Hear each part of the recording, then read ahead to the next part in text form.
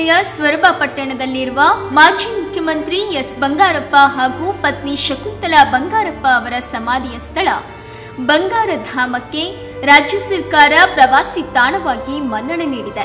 ಈ ಬಗ್ಗೆ ಅಧಿಕೃತವಾಗಿ ಆದೇಶವನ್ನು ಹೊರಡಿಸಿದೆ.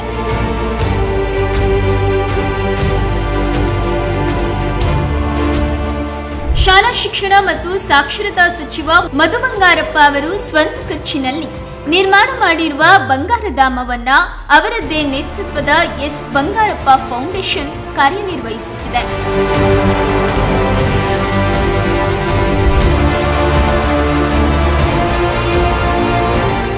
ನಾನು ನನ್ನ ವಿದ್ಯಾರ್ಥಿ ಜೀವನದಿಂದ ಇಲ್ಲಿಯ ತನಕ ಮಾನ್ಯ ಬಂಗಾರಪ್ಪನವರ ಆದರ್ಶಗಳನ್ನು ಮೆಚ್ಚಿ ಬಂಗಾರಪ್ಪನವರ ಒಡನಾಡಿಯಾಗಿ ಅವರ ಜೊತೆಯಲ್ಲಿ ಕೆಲಸ ಮಾಡಿಕೊಂಡು ಈ ತನಕ ಬಂದಿದ್ದೇನೆ. ನಾನು ವಿಶೇಷವಾಗಿ ಬಂಗಾರಪ್ಪ ಸಾಹೇಬರಲ್ಲಿ ಗಮನಿಸಿರ್ತಕ್ಕಂಥದ್ದಿಷ್ಟೇ, ಬಂಗಾರಪ್ಪ ಸಾಹೇಬರಿಗೆ ಯಾವತ್ತೂ ಸಣ್ಣವರು ದೊಡ್ಡವರು ಅಂತಕ್ಕಂಥ ಅಹಂ ಇರಲಿಲ್ಲ. ಅವರು ಎಲ್ಲರನ್ನು ಒಂದೇ ಥರದಲ್ಲಿ ಕಂಡುಕೊಂಡು ಬಂದಿರತಕ್ಕಂಥವ್ರು. ನನ್ನಂಥವನ್ನು ಸಮೇತ ಚಿಕ್ಕ ವಯಸ್ಸಿನಲ್ಲಿ ಅವರ ಪಕ್ಷದ ಅಧ್ಯಕ್ಷನನ್ನಾಗಿ ಮಾಡಿ ಆ ಮೂಲಕ ನನಗೆ ಸ್ಥಾನಮಾನಗಳನ್ನು ಕೊಟ್ಟಿರ್ತಕ್ಕಂಥ ಧೀಮಂತ ನಾಯಕರವರು ಮಾನ್ಯ ಬಂಗಾರಪ್ಪ ಸಾಹೇಬರು ಶಾಸಕರಾದ ಮೊದಲ ಅವಧಿಯಲ್ಲೇ ಭೂ ಸುಧಾರಣಾ ಕಾಯ್ದೆ ಜಾರಿಗೆ ಬಂದಂಥ ಸಂದರ್ಭದಲ್ಲಿ ನಮ್ಮ ಜನರಿಗೆ ಗೇಣಿ ಹಕ್ಕನ್ನು ಕೊಟ್ಟು ನಮ್ಮನ್ನು ಭೂಮಾಲೀಕರನ್ನಾಗಿ ಮಾಡಿರ್ತಕ್ಕಂಥವ್ರು ಮಾನ್ಯ ಬಂಗಾರಪ್ಪನವರು. ಅದೇ ನಂತರ ಅವರು ಮುಖ್ಯಮಂತ್ರಿ ಆದ ನಂತರದಲ್ಲಿ ಬಗರುಕುಂ ಕಾಯ್ದೆಯನ್ನು ಜಾರಿಗೆ ತಂದು ಬಗರುಕುಂ ಕಾಯ್ದೆ ಮುಖಾಂತರ ಸಾವಿರಾರು ಜನರಿಗೆ ಅನುಕೂಲ ಮಾಡಿಕೊಟ್ಟು ಅವರನ್ನು ಭೂಮಾಲೀಕತ್ವ ನೀಡಿ ಸ್ವಾವಲಂಬಿಗಳಾಗಿ ಅವರನ್ನ ಬದುಕನ್ನು ಕಟ್ಟಿಕೊಟ್ಟಿರ್ತಕ್ಕಂಥವ್ರು ಮಾನ್ಯ ಬಂಗಾರಪ್ಪ ಸಾಹೇಬ್.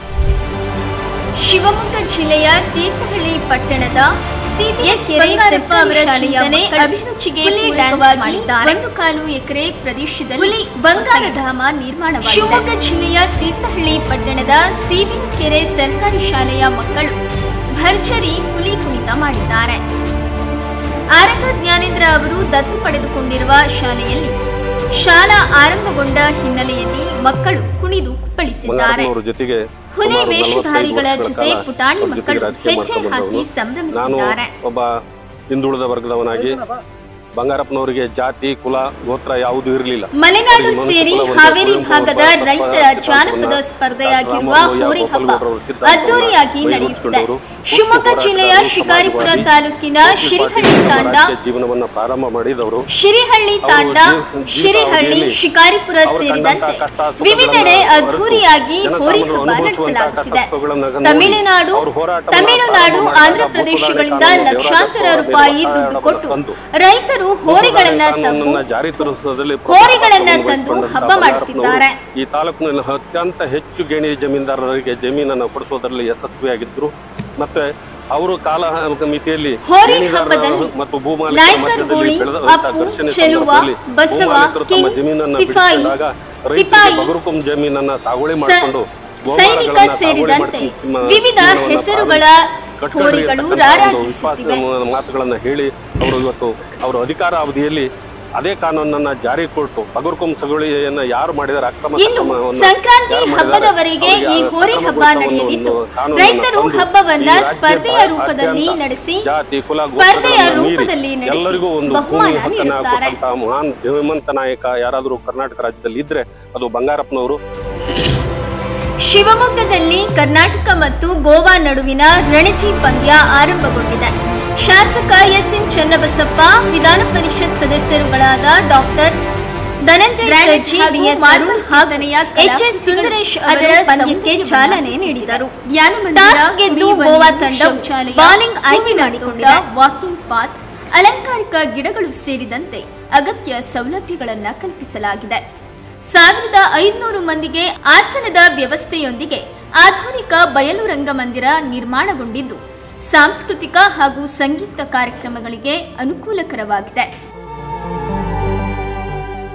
ಇದರೊಂದಿಗೆ ಹೆಲಿಪ್ಯಾಡ್ ಅಳವಡಿಕೆ ಮಾಡಲಾಗಿರುವುದು ಇದರ ವಿಶೇಷತೆಯಾಗಿದೆ.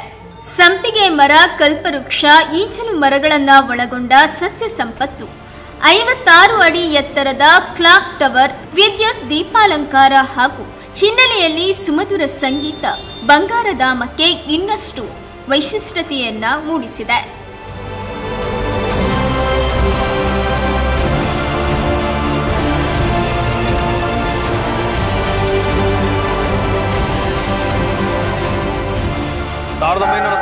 ರ ನಂತರ ಏನು ಸಾಹೇಬರು ಮುಖ್ಯಮಂತ್ರಿಯಾಗಿ ಬಂಗಾರಪ್ಪ ಸಾಹೇಬರು ಅವರ ಆಶ್ರಯ ಅಕ್ಷಯ ಗ್ರಾಮೀಣ ಕೃಪಾಂಕ ಮತ್ತು ರೈತರಿಗೆ ಉಚಿತವಾಗಿ ವಿದ್ಯುತ್ ಶಕ್ತಿಯನ್ನು ಕೊಟ್ಟಿರತಕ್ಕಂಥ ಮಹಾನ್ ನಾಯಕರನ್ನು ನಾನು ಕಂಡು ನಾನು ರಾಜಕಾರಣಕ್ಕೆ ನಾನು ಬಂದೆ.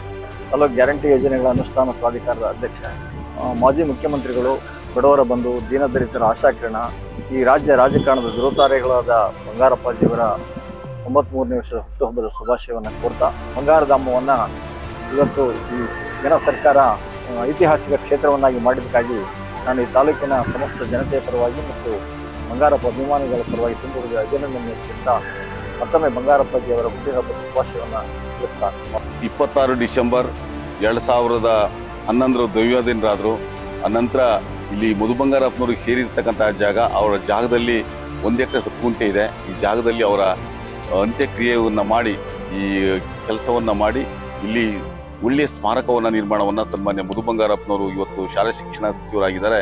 ಅವರು ಅವ್ರ ಕುಟುಂಬ ವರ್ಗದವರು ಸೇರಿ ಮಾಡಿದ್ದಾರೆ. ಕರ್ನಾಟಕ ಸರ್ಕಾರ ಇದನ್ನ ಪ್ರವಾಸೋದ್ಯಮ ಸ್ಥಳಕ್ಕೆ ಆಯ್ಕೆ ಮಾಡಿ ಇವತ್ತು ಗೋಷ್ಠಿಯನ್ನು ಕೂಡ ಮಾಡಿದೆ. ಕರ್ನಾಟಕ ಸರ್ಕಾರಕ್ಕೆ ನಾವು ಅಭಿನಂದಿಸ್ತೇವೆ. ಇನ್ನೂ ಕೂಡ ಹೆಚ್ಚೆಚ್ಚು ಅಭಿವೃದ್ಧಿ ಆಗಲಿ. ಸೊರಬ ಅಂದರೆ ಬಂಗಾರಪ್ಪನವ್ರ ಸೊರಬ ಅನ್ನೋದು ಏನೇ ಹೆಸರಿತ್ತು, ಮುಂದೆ ಕೂಡ 100 ವರ್ಷ ಸೂರ್ಯಚಂದ್ರ ಇರೋರಿಗೂ ಕೂಡ ಈ ಹೆಸರು ಇರ್ತದೆ ಅಂತಕ್ಕಂಥ ಮಾತನ್ನ ಈ ಸಂದರ್ಭದಲ್ಲಿ ಹೇಳ್ತಾ, ಬಂಗಾರಪ್ಪನವರ ಏನು ಜೀವನ ಇತ್ತು ಇದ್ರ ಮೂಲಕ ಇನ್ನೂ ಜೀವಂತ ಆಗಿರ್ತದೆ 100 ವರ್ಷ ಅಂತಕ್ಕಂಥ